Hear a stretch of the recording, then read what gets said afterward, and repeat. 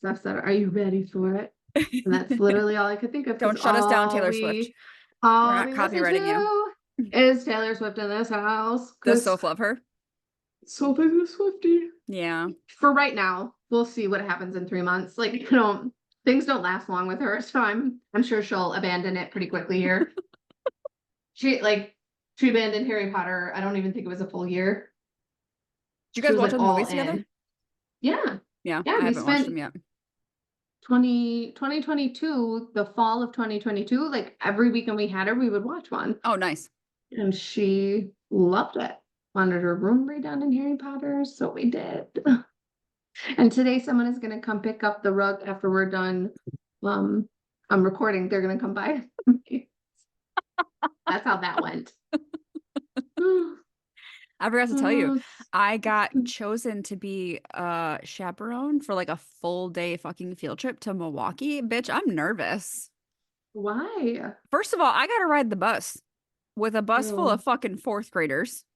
Just put your AirPods on. I hope I can. I probably have to pay attention to the kids that I'm responsible for. I don't know.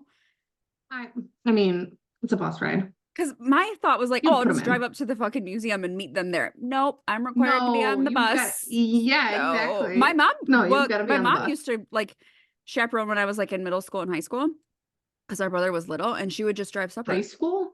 Mm-hmm. Oh, for your brother. Yeah. Not for you, right? No, she came to she came to the zoo because our brother was little and she wanted to be a chaperone to bring my brother. Sure. Which she did. Yeah, that makes sense. But they let her I was like, why is she chaperoning you at like 16? Yeah. What were you doing? I was kidding. Nothing, because my parents were so strict. But she said that like we go as a class, but then we're broken off into groups of like 4 to 6 kids per adult. Yeah. Joseph was like, I already got 6 guys I picked, Mom. I'm like, okay, sounds good. But I was like shocked that he wanted me to fucking chaperone. I was like, you want me to come? Really? You sure? I feel like you think that I'm like so embarrassing. Which if he only knew. I don't know where Sophia places me. I am very interested to see how Florida goes. I'm 4 fucking days with kids. No. Solid. And I don't want to do 8 hours. More than 4 days. I think it's probably like 5 days. But like at parks. Like not just like a whatever, but like at Disney and Universal. No. It makes me nervous just to bring my one child that's actually mine to things like that. Totally understand. Totally understand. I kind of wonder if it's going to turn out to be though like just a me and Sophia thing, because from my understanding, the girls in her group that she's picked, that this was a while ago, one of the girls' parents are coming, not chaperoning. One of the other girls' parents is chaperoning, or her dad's chaperoning, and then the other one may or may not have someone there. But if they have someone there, then I'm like, well, then did you choose to chaperone so you can keep an eye on her because of New York when she got sick? Because she like couldn't go with you. She wanted me to. I wasn't going to I was gonna like kind of play it by ear and see if we were gonna do like a New York thing again. Yeah. But then when I found out they were going on a plane and stuff, she already had said when she came back from New York, well, she knew she was gonna do it. So she's like, I want you to chaperone next year. I said, okay. So then when we found out that they were going on a plane, I was like, yeah, there would be no way that you're going without me. Yeah. Because you're not getting on a fucking plane without me. Absolutely not.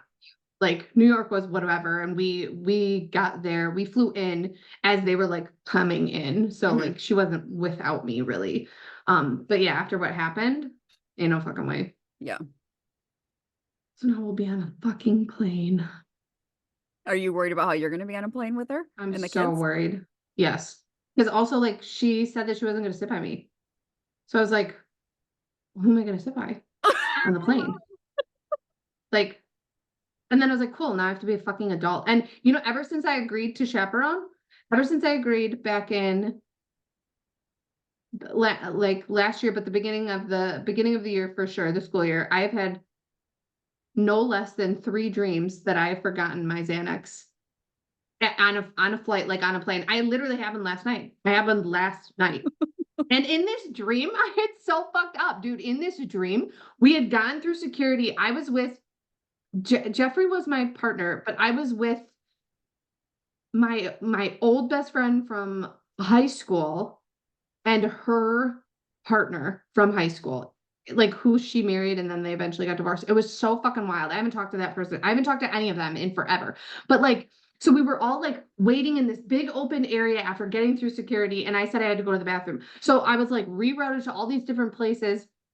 And as I'm like walking through, it's like everybody, like people, but like people in hospital beds, like who must have gotten like hurt, like on vacation, like I could see them. It was so fucking wild that I was like, what is going on? So then I like finally found the fucking bathroom, and someone was rude to me in the bathroom. And then like they had left me because it had taken me so long to find the bathroom. They had left me, so I got back to the little area, and they had written me a note in like a book, and it was like a Snoopy, and it was like, it's your sister's Snoopy book, so take it with you.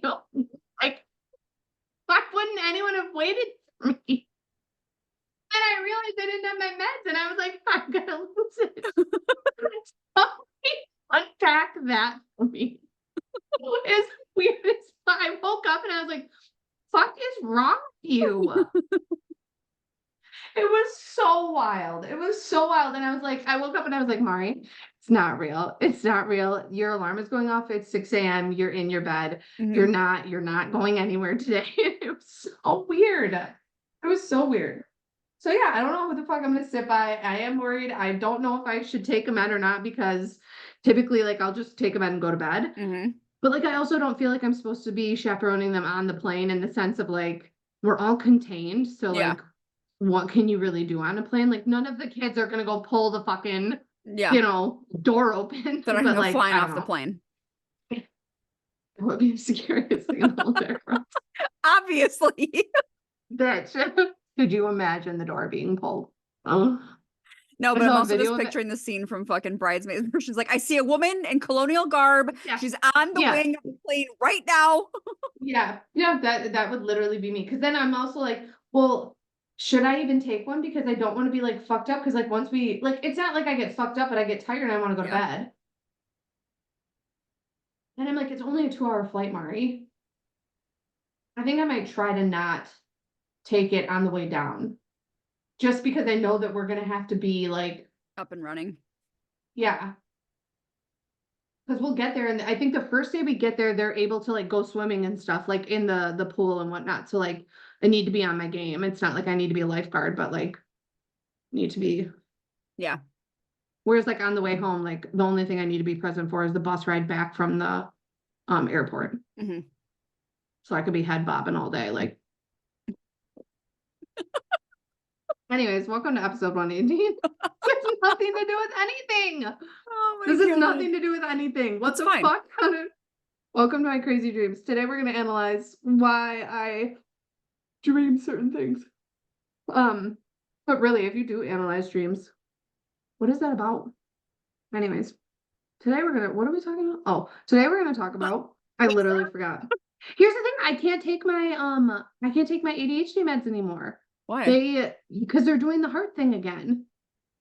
Like, you know how the Ritalin started like fucking with my heart rate, and it was like, Maybe you need a non-stimulant. I'm like also just afraid. Like, is that gonna just keep happening? So, I mean, I have to talk to my doctor, so I'm going to, obviously. Like, I'm gonna talk through all this. I just haven't scheduled that appointment yet to do it. But I just stopped taking it because I'm like, well, I can. It's a stimulant, so you don't have to. It's not. Please, if you're taking psychotropic medications and it is not one that you take like on a daily, like a stimulant like that, please don't just take yourself off meds. Like, you need to talk to your fucking doctor about it. So stop doing that shit. My doctor knows that I don't take my med every day because I don't need it every day, and it's also a stimulant. So disclaimer. So yeah, I haven't taken my meds. So there's been a lot of moments where I've been like, you're fine. So episode 118. Here's the thing, I was friends with you for fucking years before you were medicated, so it doesn't matter. I'm used to it. Exactly. And also love me for me. I do love you for you. I know that you do. I know that you accept me 100% as I am. I know that I could say 70, like I'm into the weirdest shit, and you'd be like, that's okay. That's okay. That's I right. love you. That's right. I don't think there's anything I could tell you. No, literally nothing. I don't think there's anything I could say that you'd be like, oof, deal breaker for me. Nope. I really don't. Nope. Yeah, there's nothing that you could tell me. Well, if you murdered someone, it'd be kind of hard. It would be. I think it depends on the You're reason. valid. Valid. But if you're just out here killing people, I'm I'd just be out here like, fucking, hey, yeah. If I'm just chopping whoa, people whoa, up, whoa. that's a problem. Yes. Hey now. Knock it off. You're out here being Dexter. But it didn't kill people because they were horrible. He was a vigilante, yes. Yeah, okay, that's what I thought. Jeff's into that Kind of show now. He's justified. watching it. Oh, it's a fantastic show. Although I will say, Yeah. I mean, obviously, like any other show, some seasons are better than others. Hold on. Yeah. Sidebar. I thought our DBT certification was for 2 years. Oh.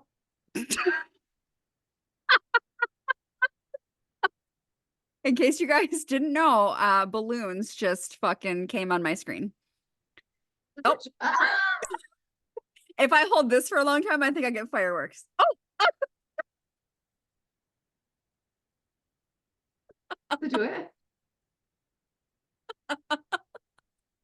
Oh my god. Oh my god. Does it show on the video? I think so.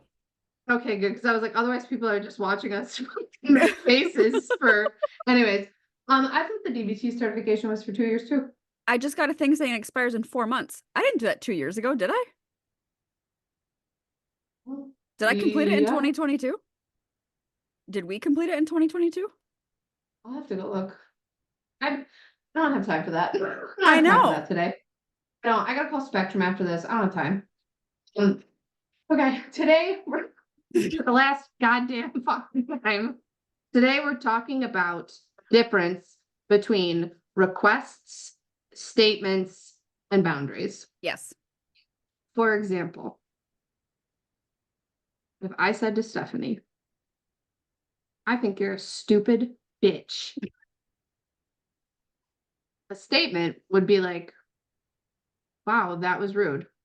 Yes. A request would be, please don't talk to me like that. Mhm. And a boundary would be, if you continue to speak to me in that manner, I'm going to leave this conversation. Yep. Do we see the difference? Yes. Let me try another way. Stephanie comes over. I'm Stephanie's mom. Not like literally. Like this isn't I'm not role playing a situation that happened with Stephanie and her mom, is what I'm saying. But I'm your mom. This came up with a lot of clients over the holidays. Mhm. I am Stephanie's mom, and Stephanie is dating somebody, and she hasn't been married before. She doesn't have a kid. And so I'm saying to Stephanie, I just really think you and Jack are so great together. And I just can't wait until you guys get married and have babies. I am Okay. so excited. Kiraki. Okay. A statement would be, wow, that like I'm uncomfortable. Mhm. Like, wow, that we're really going 0 to 100 there. Request would be, please don't talk to me about the future of my relationship and possibility of kids. And a boundary would be, I don't feel comfortable talking about the future of my relationship and children at this time. If we continue to talk about that, I'm going to leave this conversation. Mhm. Do we see the difference? A lot of times when I'm meeting with people, with my clients, there is this misunderstanding about statements, requests, and boundaries. It's one thing to tell somebody, I think that you can have the statements before the boundaries, for sure. Like I think there is a healthy moment when there's communication about why I'm setting the boundary, right? Of like, I don't like talking about those things, or like my fertility journey isn't anything that needs to be discussed at this moment, especially during the holidays. Yeah. If we continue to talk about the future of having kids or things like that, like I'm going to remove myself from the conversation, Mhm. or like I'm going to go downstairs. It doesn't have to be like, I'm not ever fucking talking to you again. Yeah. Like, I think too that's how it's interpreted sometimes with clients, of like when we're setting these boundaries, that's how it's going to be perceived. Here's the thing: if we're doing it in a vulnerable, open, healthy way of saying like, hey, I don't like this. If this continues to happen, I'm letting you know what my behavioral reaction is going to be. I'm letting you know going what to I'm going to leave. do. Yeah, I'm letting you know what I'm going to do because that's the only thing that I have control over. I don't have Yep. control over whether you continue to talk about this or not. I have control over whether I'm going to put myself in a position where I have to fucking listen to it. Mm-hmm. Does that make sense? Yep. A lot of the times I think my clients struggle with, well, I don't want to be mean. Mm-hmm. Or that's my mom. I can't do that. Says who? Says who? Says who? That is society and their expectations that you've been raised with, Mm-hmm. your generational trauma. That's the generational trauma that you have. Yep. Well, listen to our last PS if you have it. It's a generational trauma that's happening. Yep. But that's the societal expectation that you've been raised with. But here's the thing, you don't have to subscribe to that. You're a whole ass adult. A whole adult. If you don't want to talk about the future of whether or not you have kids, because also like that's not what you were fucking made for. Mm-hmm. You weren't made to just pump out fucking babies, despite what the world may want you to believe. Like you were made for whatever brings you joy, purpose, happiness. Like that's the whole journey of being on this earth is for you to figure that out. Mm-hmm. What your purpose is. Your purpose isn't just because you have the reproductive organs to have children means that you should be having children. Here's the other aspect. If you don't set a boundary or make a statement or request, that behavior is going to continue. Granted, we have Yes. no control over what somebody else does, but if you make the expectation known of I'm not going to tolerate this or I'm not going to be a part of this, that person's just going to keep doing it because they don't know that Correct. it's upsetting you or they don't know that it's making you uncomfortable or they don't know that you don't want to talk about it because you haven't said anything. Correct. Correct. And also, I don't want to be mean. I don't want to be rude, but you are in turn being rude and mean to yourself Correct. because you're not honoring how you feel. Yep. Why are you making yourself uncomfortable to hopefully make other people comfortable, which Mm-hmm. in reality you don't control that anyways. Yep. But you're creating uncomfortability for yourself, ongoing uncomfortability as well, because sure, in that moment setting the boundary is uncomfortable, right? It is. Those first 8 seconds are really fucking difficult, and then going to the next, couple of minutes, it is awkward and isn't fun. Like it's just going to continue. Mm-hmm. So I don't understand. Like I had this conversation over Thanksgiving with Jeffrey's family. Jeffrey's family and I don't necessarily see eye to eye on certain religious and political things. So I removed them from my Facebook because I am not going to put myself in a position where I have to read about things that I don't agree with. Mm-hmm. Your views and opinions are your views and opinions. It's not my job to change them. We can still be civil and everything. I'm just not going to allow access to myself. So at Thanksgiving, it was brought up that I blocked them, and I said I didn't block you, I unfriended you. And it was discussed in that moment that they were unhappy with that, which in this moment, it's 10 something at night, and I'm like, I don't want to have this conversation. Here's the thing though. I thought to myself in that split second, Mara, you have a chance to abandon yourself here, or you have a chance to advocate for yourself. Mm-hmm. And so I did. I said, that's understandable. You can be upset that happened. Realistically, though, we don't see eye to eye on political views and religious views. And so I don't want to subject myself to listening to that. I want to know what's going on in my son's life. I understand that. Then you can message your son. Correct. And or I could send you pictures or whatever, like via like I can send pictures and stuff, but I'm not going to allow access to my thoughts, feelings, ideals. So then you can comment that you don't agree with that. Mm-hmm. I don't comment on your things. So I don't want this. I would like that same thing to be respected, but it's not being respected. So I'm not in control of what you do, but I am in control of what I allow access to myself. And so I'm not going to. And I don't feel any two ways about it because you can perceive that as rude and that's fine. But I know that I'm protecting myself and me setting a boundary in the sense of if you continue, well, I really honestly didn't set a boundary. I just removed these people and set the boundary of I'm not going to add you back because I'm not allowing access to that. Yeah. Allowing access to myself like that. Realistically, I'm not going to allow that to continue to happen where I'm making myself uncomfortable just to make other people more comfortable. Mm-hmm. It's not going to happen. We're not doing that anymore. I agree. You think of a big moment like that where you've done that?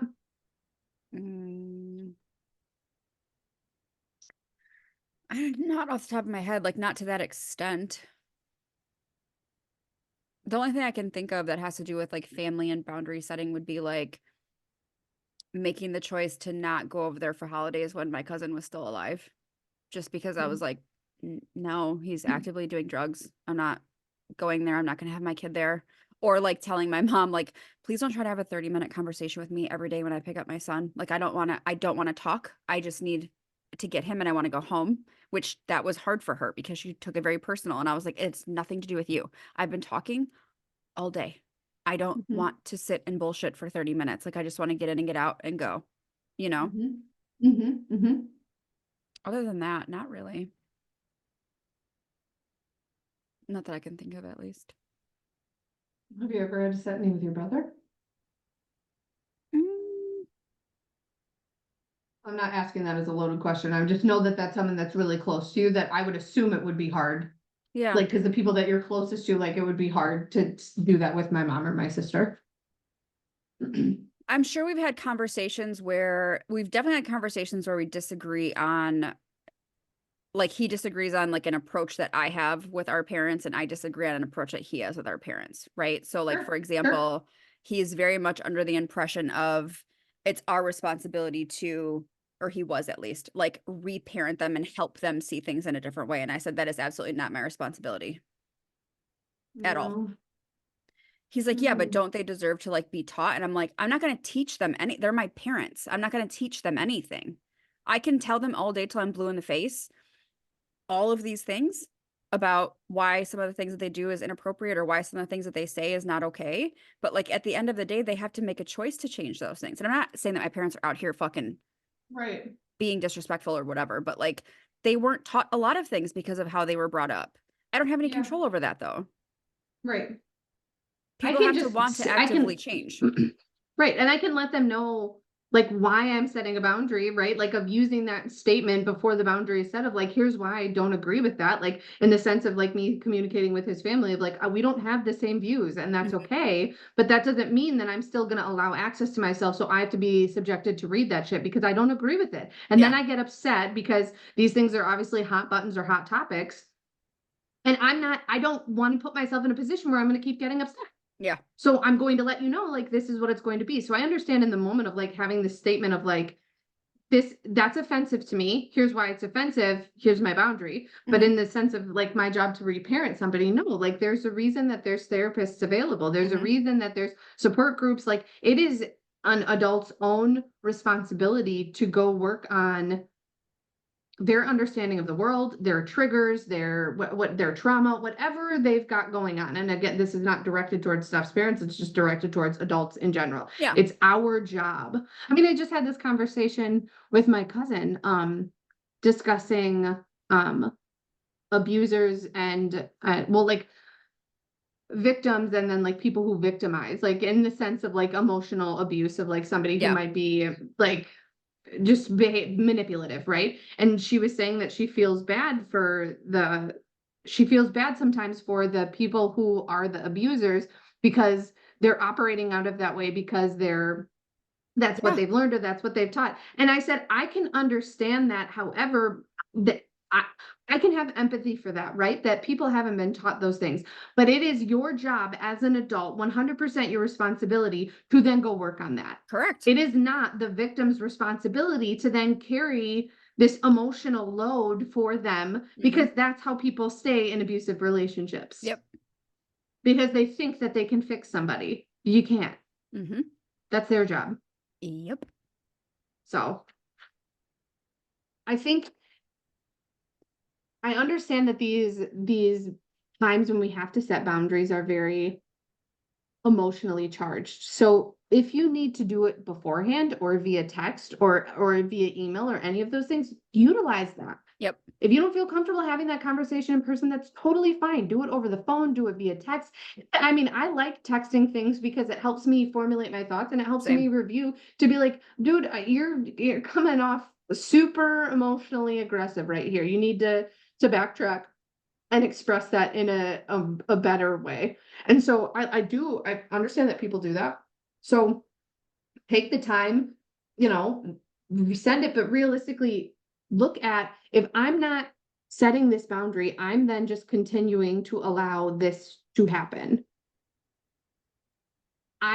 People behave how they're going to behave, Mm-hmm. how they're allowed to behave. Yep. If I am allowing somebody to behave this way in my life, I'm enabling this behavior. Mm-hmm. And so then I need to take a step back and look at, why am I enabling this behavior? Sure. What is the purpose of this? Does that make sense? Yep. Do you think that I don't really have tips to make setting boundaries easier. I don't. No, that I think it's the just more you one of those practice it, things. the easier it gets, but it's never going to Yes. be easy. Like it's Correct. always going Correct. to be somewhat uncomfortable depending on the situation. But you Yes. need to determine what's more uncomfortable. Like quote unquote betraying yourself and not being true to what you want and what you're comfortable with, or setting a boundary with somebody and then they don't like it. That's not on you. As long as you're not being a Mhm. cunt about the delivery, that's not on you. You know what I Stop mean? fucking talking to me. Right. Yeah. Like, and that's what I Again, explain it in like a that's joking a manner in statement. therapy, That's like right? Of like, as yeah, long as you're not like, I fucking hate request. you, you're such a piece of shit. Like, Right. it's not on you to manage their emotions about the situation. Yep. I do the same exact thing. I'm like, you setting a boundaries and being like, you fucking suck. You're the fucking worst. Yes. I fucking hate you. That's not what you're doing. If that's how somebody perceives it, that's how they perceive it. But I'm not Yes. in control of how information gets input into somebody else's brain. I can only control my delivery and the intent behind it. Yep. That's it. Yep. And that's me showing up for myself. Me setting boundaries is me showing up for myself, which builds self-trust. Mhm. Self-trust builds self-worth, builds self-love. Self-love is what governs self-confidence. Yep. What's the question? Anyways, I feel like that wraps that up. Mm-hmm. You can find us at Rewriting Her Story Podcast on Instagram. You can find us at Rewriting Her Story Podcast on YouTube. If you have any questions, concerns, comments, you can email us at rewritingherstorypodcast@gmail.com. You can find Steph at The Spooky Therapist.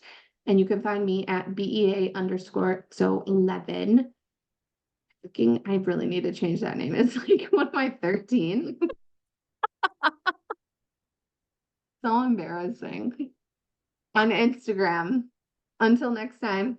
Bye. Bye.